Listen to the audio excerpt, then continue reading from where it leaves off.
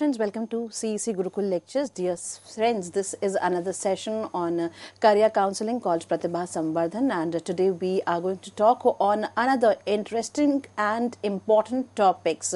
We would be discussing on how to cultivate grit and how cultivation of grit can be helpful to you in achieving long-term goals. Friends, for this discussion, we have with us in our studios Dr. Rishi Mishra. Dr. Rishi Mishra is a renowned career counselor as well as a psychologist and academician who, through the live lectures of R, helps you out in taking right decisions at right time. So let's welcome our guest, Dr. Rishi Mishra. Hello, sir. Welcome to the lecture. Hello. So as per our today's topic of discussion, that is cultivating grit. Grit is one of the most important ingredient, whatever and whichsoever we feel we want to go to, or whatever work we want to do in the life. So kindly explain us how grit helps us.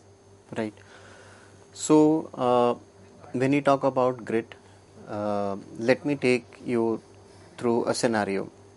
And there have been talks, बहुत सारी YouTube channels में और बाकी जगह में बातें होती रही हैं ग्रिट को लेके. सो पहले हम देखते हैं कि what actually is grit. So grit को अगर हम देखें, so it is something called as your passion and your ability to sustain for long term goals. अब एक एग्जांपल हम लेते हैं कि एक स्कूल सिस्टम में where you have talented people, where you have intelligent people, where you have socially smart people, and on the other hand you have like not so talented people but determined people. In the long run, we say student, it's not a matter of the IQ, it is not the matter of talent, but it's a matter of grit. So grit जो है उसका मतलब ये है कि आपका passion क्या है. अगर आप कोई काम करना चाहते हैं या कोई टास्क अचीव करना चाहते हैं या कोई कॉम्पिटिटिव एग्जाम देना चाहते हैं, so what is your passion. और पैशन तभी बनता है जब आपका डीप और कीन इंटरेस्ट होता है. सो हमने बहुत सारी स्टडीज़ किए हैं और देखा है कि बहुत सारी स्टडीज़ को ऑब्जर्व भी किया है. रिसर्च पेपर पास के हमने एनालाइज किए. तब हमने देखा कि जो परसिवरेंस है, यानी कि सस्टेन करने की एबिलिटी, डिपेंड करती है कि आपका पैशन और इंटरेस्ट कितना है. तो जब भी हम बात करते हैं, अक्सर हम बात करते हैं मोटिवेशन की, और आप लोगों ने कई बार लोगों को बोलते हुए सुना है कि motivation is a false phenomena. बहुत सारी जगह आप सोचते हैं कि जब तक आप एक मोटिवेशनल वीडियो, मोटिवेशनल लेक्चर या मोटिवेशनल ऑडियो आप सुनते रहेंगे, उस टाइम तक आप मोटिवेटेड रहेंगे, लेकिन उसके बाद आपको लगता है कि आपकी मोटिवेशन लेवल कम हो रहा है.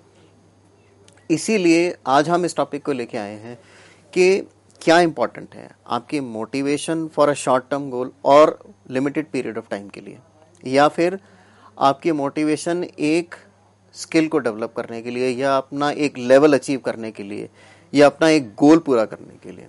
इन दोनों में फ़र्क होता है. सो हम मोटिवेशन को डिवाइड करते हैं short term and long term goal. अब हम यहाँ मोटिवेशन क्यों पढ़ रहे हैं? क्योंकि ग्रिट वर्सेस मोटिवेशन एक कॉन्सेप्ट है जो बहुत सालों से चला जा रहा है, and what I feel is people should know about it. क्योंकि लोगों का मोटिवेशन पे से थोड़ा सा इंटरेस्ट कम हो रहा है, बिकॉज वो कहते हैं कि मोटिवेशन के अंदर दो अलग अलग डिफरेंसेस होते हैं. One is internal motivation and one is external motivation. Internal motivation only comes when you have a deep interest and passion for something. अब यहाँ पर हम फर्क देखते हैं. पैशन क्या होता है? पैशन जैसे आपका राइटिंग में एक पैशन है, तो और आप कुछ ना कुछ लिखना चाहते हैं, you are a creative writer, you are a content writer and you have a passion for writing. So first of all, you have a passion of expressing your inner feelings and desire in any place, be it your personal front, be it a professional front. So passion जो है किसी इंसान का, वो उसको आगे ले जाने के लिए एक इंटरनल एनर्जी होती है. कुछ लोगों को पैशन होता है स्पोर्ट्स के लिए. सो उनको जब भी स्पोर्ट्स फील्ड के अंदर वो जाते हैं, मान लीजिए आपको पैशन है फुटबॉल का, तो जब आपको फुटबॉल खेलने का कोई अपॉर्चुनिटी मिलती है, आप वहाँ जाते हैं और खेलते हैं, आप वहाँ परफॉर्म करते हैं, ठीक है। तो वहाँ पर आप देखते हैं कि आपकी लिमिटेशंस क्या हैं, जो आप वहाँ लिमिटेशंस अपनी नहीं देखते हैं, क्योंकि आपका पैशन आपको लिमिटलेस कर देता है, आपको लिमिट पे फोकस करने नहीं देता है। बहुत सारे स्टूडेंट्स के अंदर ये प्रॉब्लम है, दे से कि I am not motivated enough to perform for any examination और टू डू एनीथिंग। सो वहाँ पर हमें देखना है कि what we are doing has to somewhere align in terms of our long term goals. अगर मैं आज कोई एग्ज़ाम देता हूँ या कोई पढ़ाई करता हूँ, सपोज मैं 9th में हूँ, 10th में, 11th में हूँ, अगर मैं पढ़ाई कर रहा हूँ मैं, और अगर मेरा उसके अंदर इंटरेस्ट नहीं आ रहा है, सो अब इस केसेस में हम अपने आप को कैसे आगे बढ़ाएं। तो कुछ स्टेप्स हैं, कुछ बुक्स हैं जो I think they will help you out. There is one book called as rule of 10x, जिसका मैं अक्सर जिक्र करता हूँ, and I find it very motivating and interesting. अब मोटिवेटिंग कैसे है, क्योंकि वो आपके कॉन्सेप्ट पे बात कर रहा है। So according to rule of 10x अगर हम बुक को देखें, so success is our duty and responsibility. So अगर हम ये देखें कि वो क्या कहना चाह रहे हैं, कि अगर हम सक्सेसफुल होना चाह रहे हैं, अगर हम इसको as a duty and responsibility लेते हैं, देन हमारा जो एटीट्यूड्स है toward success that is different. जो पैशन के अंदर क्या आ जाता है, पहली बात है एटीट्यूड, दूसरा क्या है, पैशन का मतलब क्या है, बी वट एवर बी, मुझे उस चीज़ को कवर करना है, I have to become an expert, I have to master over a particular skill. आपको अगर मैथ्स प्रॉब्लम लगता है, जैसे आपको मैथ्स पढ़ते हैं या साइंसेस पढ़ते हैं, अगर आप उनको एज अ पैशन देखें कि mathematics is a thing which is useful in your complete life. आप लाइफ में भी जब भी फाइनेंस की टर्म में बात करते हैं, then you talk about percentages, और अक्सर आपने देखा होगा कि आपको लगता है कि ये percentage it's not for me, ठीक है ना। या फिर अगर आप आज के टर्म में अगर आप एक कंप्यूटर लैंग्वेज सीखते हैं, तो देन आपको उसके लिए पैशन डेवलप करना पड़ेगा। देखिए, language is a mode of communication, और अगर हमें कम्युनिकेट करना है तो हमें कोई ना कोई डिफरेंट लैंग्वेज सीखनी पड़ेगी। और इसी पैशन के चलते मैं आपको एक बात कहूँगा, there is something called transfer of training. Suppose you are good in riding a bicycle, then automatically you become good in riding any other vehicle. So ये हमारी एक ट्रेनिंग है कि एक व्हीकल को कैसे चलाया जाता है, और उसी ट्रेनिंग से हम और भी चीज़ें कर सकते हैं। So why not we bring these good factors into our academics. जो अगर हम एक पैशन डेवलप करें, और पैशन कब आता है, जब आप अपने लॉन्ग टर्म गोल्स अलाइन करते हैं। अभी क्या हो रहा है कि हम कहते हैं कि करियर वर्ल्ड में कई बार we are motivated by the amount of money involved in going into a career. आप ज़्यादातर बात सुनेंगे, लोग कह रहे हैं AI, ML, data sciences. Why वैसा क्यों बोल रहे हैं? क्योंकि they are following the trend. तो अब करियर के जब डिसाइड करते हैं तो दो चीज़ दिमाग में आती हैं, या तो I follow the trend, fine, और second thing is I have a passion for it, और third thing is I follow a trend and develop a passion towards it.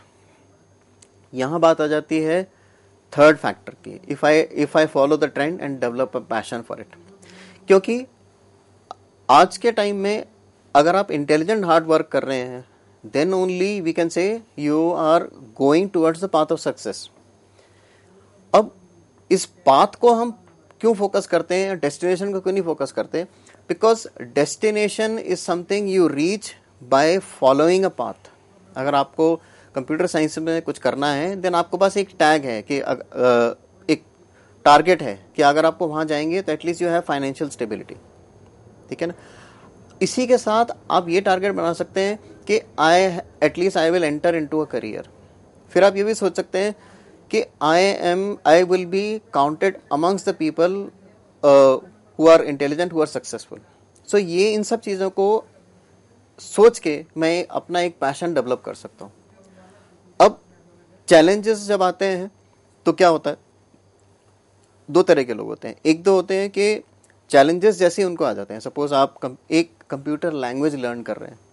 Computer language learn करने में आपको क्या रिक्वायर्ड होगा? थोड़ा सा patience और टाइम। क्योंकि कोई भी नई चीज़ सीखने के लिए टाइम लगता है। अब आजकल की डेट में जब हम स्कूल्स की बात करते हैं या एकेडमिक्स की बात करते हैं, देन जब फोकस होता है the ability to learn things quickly, इसके अब हम देखते हैं कि ये फोकस भी हट जाता है when we all have audio visual mode, we all have YouTube channels, we all have digital classes. So वहाँ क्या हो जाता है, our ability to sustain in that environment. मान लीजिए मुझे कुछ कंप्यूटर लैंग्वेज सीखनी है, उसके अंदर कुछ कैरेक्टर्स हैं, कुछ वेरिएबल्स हैं, कुछ मेमोरी, कुछ मेमोराइजेशन करनी है चीज़ों को, कुछ एक सिस्टम होता है, तो उस सिस्टम को फॉलो करने के लिए मुझे थोड़ी सी पेशेंस लानी पड़ती है। सो अक्सर हम लोग पेशेंस क्यों छोड़ देते हैं, बिकॉज हम लोगों ने कभी कभी गलती से हम लोग बहुत सारे गोल्स एंड टास्क बना लेते हैं। सो और हम बहुत शॉर्ट टर्म गोल्स बनाते हैं कि अगर मैं suppose I am student of class 9th, तो मैंने गोल्स ही बहुत सारे बना रखे हैं, that I will travel somewhere, then I will have something on my Insta channel, have something on my YouTube, have something on my other social media. Apart from that, I'll visit places, I'll meet friends, I'll study and all those things. Because मेरे पास बहुत सारे goals हैं, so I'm not able to identify कि ये short term और long term क्या है, और अगर long term goals हैं तो वो goal क्यों हैं मेरे। So इसके लिए important ये है, whenever you apply goals, whenever you create goals, that goal has to align with your thought process.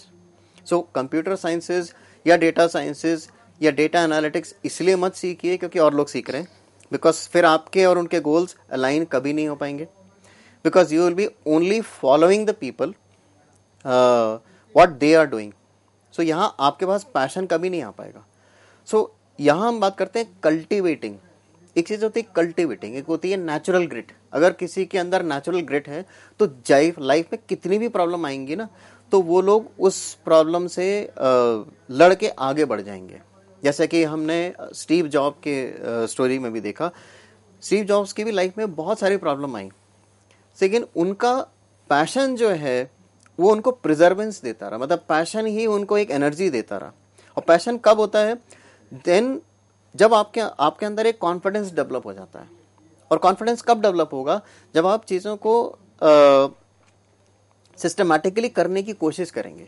देखिए कोई भी चीज़ के लिए कोई क्लियर कट सिस्टमैटिक प्रोसेस कभी होता है, कभी नहीं होता है। सपोज अगर आप ड्रामेटिक्स में जाना चाहते हैं, so there is no systematic process कि आप वहाँ पर ज्वाइन कर लीजिए या वो कोर्स कर लीजिए। इवन कोर्स भी कर लेंगे, देन वहाँ देयर इज़ नो गारंटी कि आप उस कोर्स को करने के बाद you become a good person in dramatics. So उसके लिए क्या होता है, स्किल्स सीखने पड़ते हैं, और it is not a mandate और it is not an end. क्या होता है, एक मैंडेट नहीं होता कि आपको इतने स्किल सीखेंगे तो कंपल्सरीली आपको इतना ग्रोथ एस्केलेशन मिल जाएंगे। या मीडिया इंडस्ट्री में या जर्नलिज्म इंडस्ट्री में अगर आप जाना चाहते हैं, आपने वो स्किल सीखे, तो यू कैन नॉट से कि मैंने ये स्किल सीख लिया है, now I should get success. So this means that there has to be consistency and contiguity. तो सक्सेस के लिए ये दो फैक्टर हमेशा पड़े गए हैं। अब कंसिस्टेंसी क्या होता है कि एक बार को अगर आप बार बार करेंगे या कंसिस्टेंटली परफॉर्म करते रहेंगे तो आपको एक पैटर्न समझ में आने लग जाएगा, आपका एक हैबिट पैटर्न फॉर्म बन जाएगा, आपको एक हैबिट बन जाएगी कि आप जो भी काम करते हैं कंसिस्टेंटली करते हैं। कंटिग्यूटी का मतलब क्या है, कोई भी चीज़ अगर टाइम में बहुत क्लोजली स्पेस्ड हो, यानी कि अगर आप जैसे स्टूडेंट्स आप मॉक टेस्ट देते हैं, सो मॉक टेस्ट क्यों इंपॉर्टेंट है, क्योंकि आप रेगुलरली अपने आप को टेस्ट कर रहे हैं, रेगुलरली उस कंडीशन में अपने आप को डाल रहे हैं और रेगुलरली अपनी पेशेंस बढ़ा रहे हैं। पेशेंस किसकी, पेशेंस टू एक्सेप्ट फेलियर। जब आप मॉक टेस्ट दे रहे हैं और उसमें से आप फेल हो रहे हैं, आपके नंबर कम आ रहे हैं, देन अगेन आप उनको दे रहे हैं। सो इसका मतलब क्या है, you are developing your patience. और पेशेंस डेवलप करना क्यों ज़रूरी है, क्योंकि जब आप रियल एग्जाम के अंदर जाते हैं, रियल एग्जाम का पेपर आंसर शीट में आंसर लिखते हैं या फिर मल्टीपल चॉइस में टिक करते हैं, देन आपको वही पेशेंस, वही एंजाइटी कंट्रोल मैकेनिज्म सीखना है, और इसीलिए मॉक टेस्ट दिए जाते हैं।